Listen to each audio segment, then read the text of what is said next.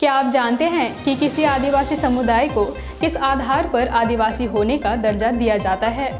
यदि नहीं, तो आज हम इसी आधार, जो कि एक प्रक्रिया है, उसके बारे में बात करेंगे और जानेंगे कि कैसे किसी आदिवासी जनजाति को अनुसूचित जनजाति की सूची में शामिल किया जाता है, जो किसी कारण से इस सूची में शामिल नहीं हो सके।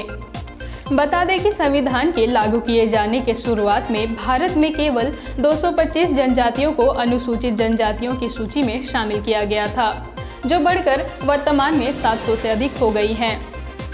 साल 2022 में भी भारत के कुछ समुदायों को आदिवासी घोषित किया गया है, जिसमें हिमाचल प्रदेश के हाटू समुदाय, उत्तर प्रदेश के गोंड समुदाय व तमिलनाडु के नारी कुरवर और कुरुविकरण पहाड़ी समुदाय आदि शामिल हैं। इनके अलावा और भी कई ऐसे समुदाय हैं जिन्हें अनुसूचित जनजाति की सूची में शामिल किया जाना बाकी है।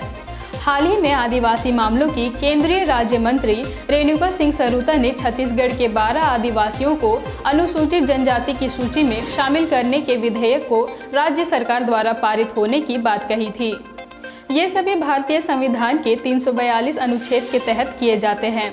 यदि किसी राज्य का कोई ऐसा समुदाय है जो आदिवासी होते हुए भी अनुसूचित जनजाति के तौर पर चिन्हित नहीं है, तो उसे इसमें लाने के लिए 342 अनुच्छेद के आधार पर एक संशोधन किया जाता है।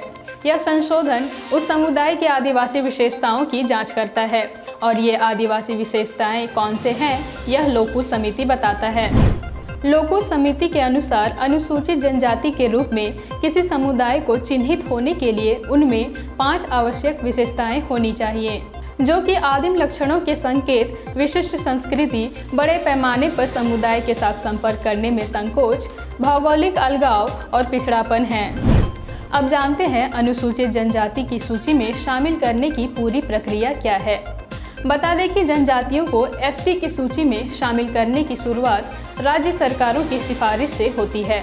अनुसूची में शामिल करने के लिए कुछ शर्तें होती हैं, जो लोकूर समिति के निर्धारित विशेषताओं पर आधारित संस्कृति को जानने के लिए शोध अध्ययन करवाती है।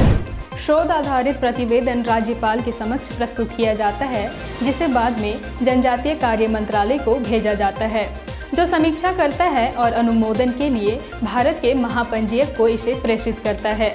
इसके बाद अंतिम निर्णय के लिए कैबिनेट को सूची भेजे जाने से पहले राष्ट्रीय अनुसूचित जनजाति आयोग की मंजूरी मिलती है और तब जाकर यह प्रक्रिया पूरी होती है।